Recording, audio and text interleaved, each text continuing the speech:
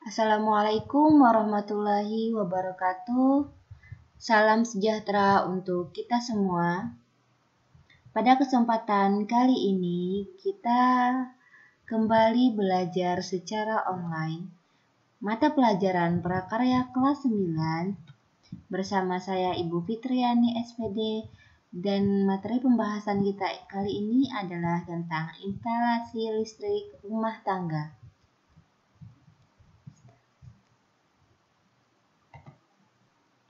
Adapun tujuan pembelajaran kita adalah setelah mengikuti pembelajaran ini, diharapkan peserta didik mampu memahami wawasan kelistrikan, membedakan listrik AC dan DC, mengidentifikasi berbagai jenis pembangkit tenaga listrik. Mari kita bahas materi kita yang pertama, yaitu pengertian kelistrikan. Kelistrikan adalah sifat benda yang muncul dari adanya muatan listrik. Dan muatan listrik ini terdiri dari dua jenis, yaitu muatan listrik negatif dan muatan listrik positif. Suatu benda dikatakan bermuatan listrik negatif jika benda tersebut mengalami kelebihan elektron, atau dengan kata lain, jumlah protonnya lebih kecil daripada jumlah elektronnya. Sedangkan suatu benda dikatakan bermuatan listrik positif jika kekurangan elektron, atau dengan kata lain, jumlah elektronnya lebih kecil daripada proton.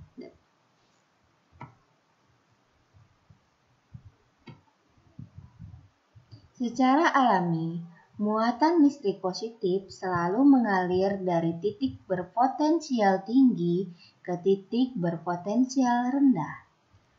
Aliran ini disebut sebagai arah arus listrik konvensional.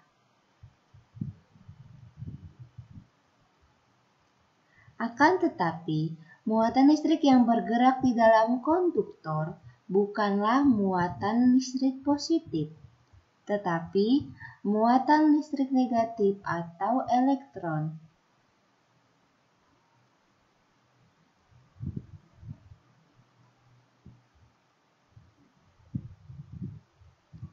Arah aliran elektron berlawanan dengan arah aliran muatan positif. Adapun jenis arus listrik adalah mengalirnya elektron secara kontinu atau terus-menerus pada konduktor akibat perbedaan jumlah elektron pada beberapa lokasi yang jumlah elektronnya tidak sama. Nah, arus listrik ini dibagi menjadi dua jenis, yaitu yang pertama listrik arus searah atau DC adalah arus listrik yang arahnya tetap.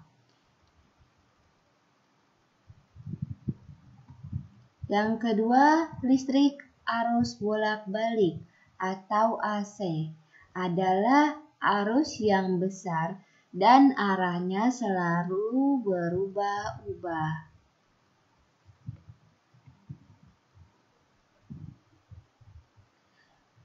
Adapun satuan SI arus listrik.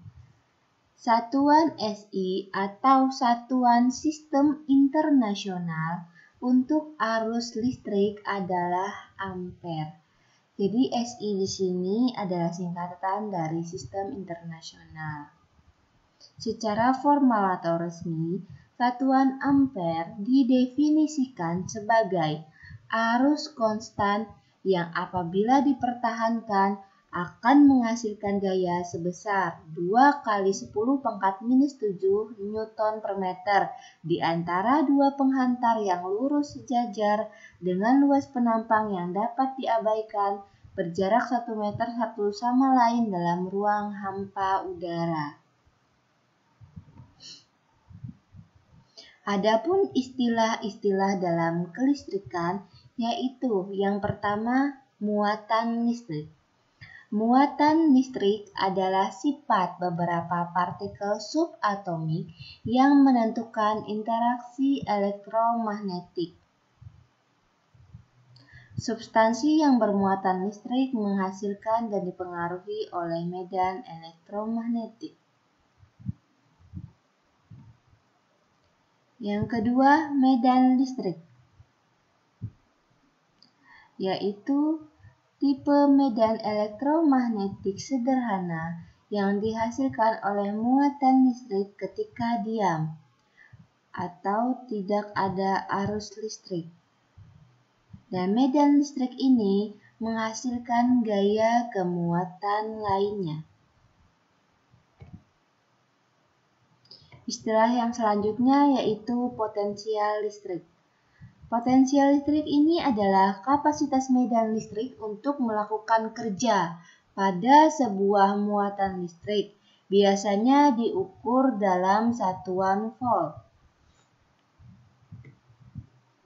Yang keempat adalah arus listrik yang kita bahas sebelumnya tadi. Arus listrik ini adalah perpindahan atau aliran partikel bermuatan listrik. Dan satuan dari arus listrik ini adalah ampere. Selanjutnya ada elektromagnet, yaitu muatan berpindah itu menghasilkan medan magnet. Arus listrik menghasilkan medan magnet. Dan perubahan medan magnet juga bisa menghasilkan arus listrik.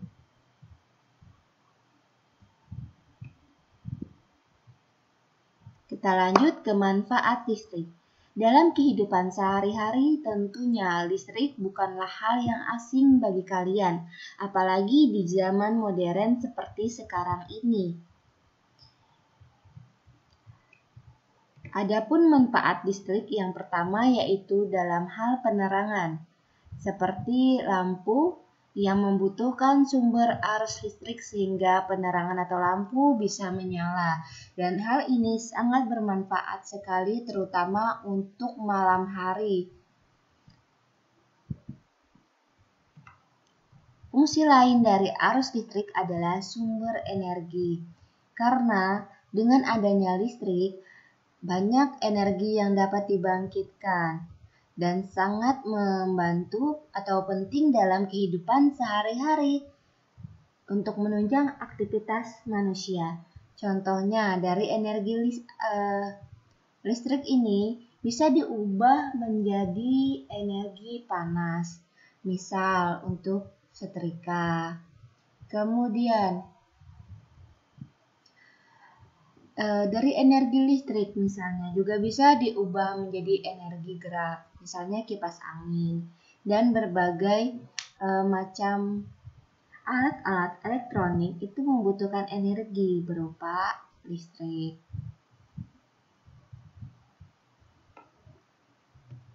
Selanjutnya, pada teknik elektro, listrik digunakan untuk tenaga listrik yang digunakan untuk menghidupkan peralatan elektronik yang berhubungan dengan sirkuit listrik yang melibatkan komponen listrik aktif seperti tabung vakum, transistor, dioda, dan sirkuit terintegrasi.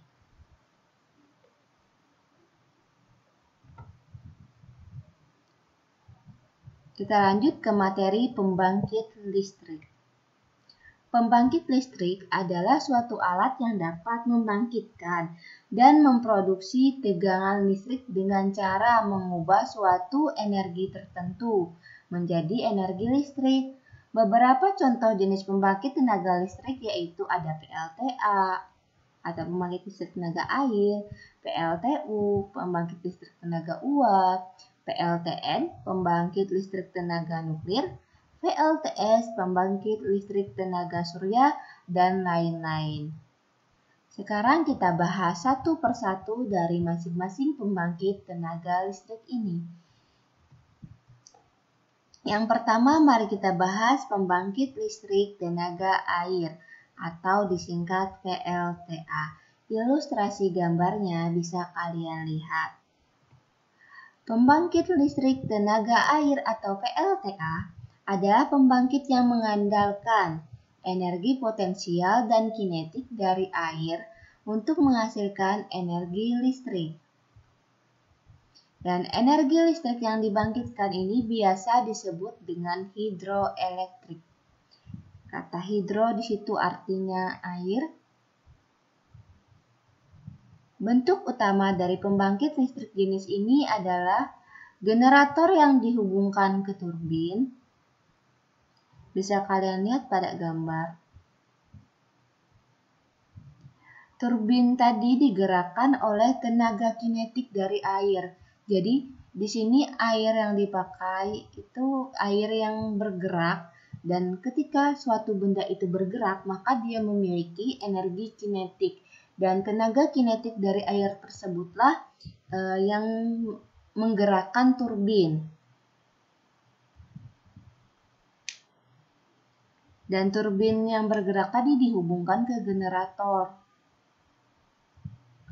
Pembangkit listrik tenaga air ini tidak hanya terbatas pada air dari waduk atau air terjun, tetapi juga menggunakan tenaga air dalam bentuk lain, seperti tenaga ombak. Dan pembangkit listrik tenaga air ini adalah salah satu sumber energi listrik yang dapat diperbaharui.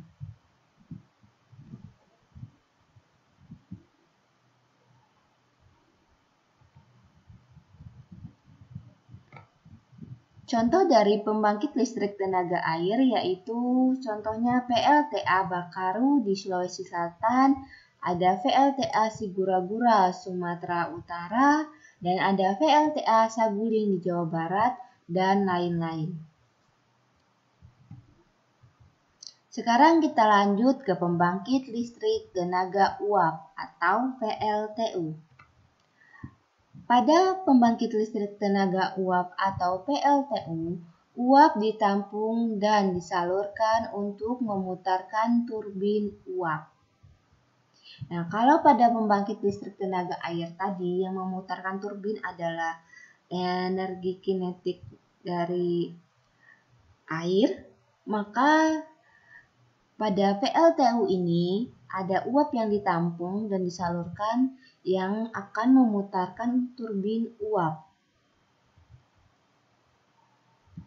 Energi mekanis dari putaran turbin tersebut diubah menjadi energi listrik oleh generator. Ilustrasinya bisa kalian lihat pada gambar. Contoh dari PLTU yaitu pembangkit listrik tenaga uap Semarang, Jawa Tengah, dan PLTU Suralaya, Cilegon, Banten.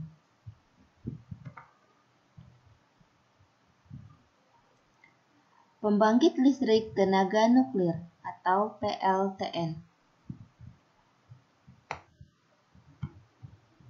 Pembangkit listrik ini menggunakan energi uap yang dihasilkan oleh reaktor nuklir untuk memutarkan turbin uap. Dari turbin inilah energi mekanis diubah menjadi energi listrik.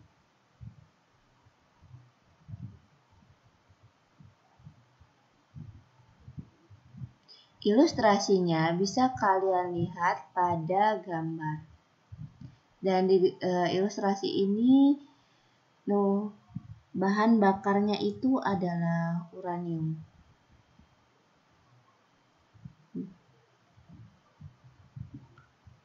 Contoh dari pembangkit listrik tenaga nuklir misalnya PLTN yang ada di Jepang.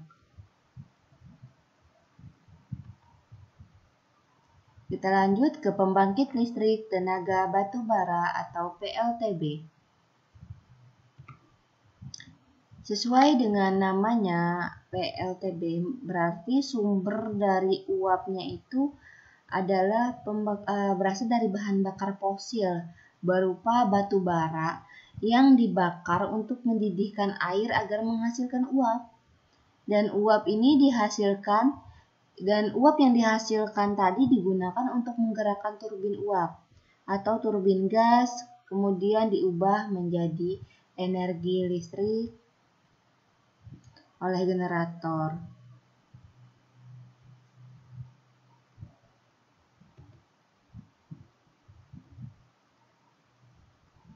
Contoh dari pembangkit listrik tenaga batubara atau PLTB ini yaitu PLTB Bukit Asam di Sumatera Utara. Selanjutnya adalah pembangkit listrik tenaga surya atau PLTS. Pembangkit listrik ini menggunakan cahaya matahari sebagai energi utama. Energi dari cahaya matahari dapat langsung diubah menjadi energi listrik. Dan ilustrasinya bisa kalian lihat pada gambar. Pembangkit listrik tenaga surya ini bisa digunakan di daerah yang mendapatkan sinar matahari yang cukup banyak, terutama daerah-daerah yang berada di garis khatulistiwa, yang dilewati oleh garis khatulistiwa. Selanjutnya adalah pembangkit listrik tenaga angin. Hembusan angin itu bisa digunakan untuk memutarkan baling-baling seperti pada gambar. Baling-baling yang mengalami putaran tersebut digunakan untuk memutarkan generator. Dari generator inilah energi mekanik diubah menjadi energi listrik melalui bantuan solar cell agar energi listrik yang dihasilkan dapat digunakan perlu disimpan pada baterai.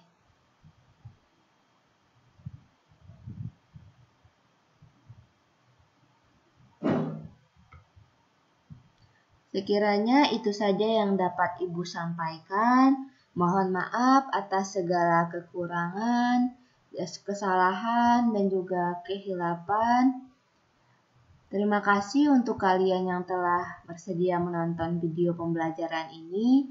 Semoga video pembelajaran ini bermanfaat untuk kalian. Ibu akhiri video pembelajaran kali ini dengan ucapan wassalamualaikum warahmatullahi wabarakatuh. Salam sehat, terus semangat.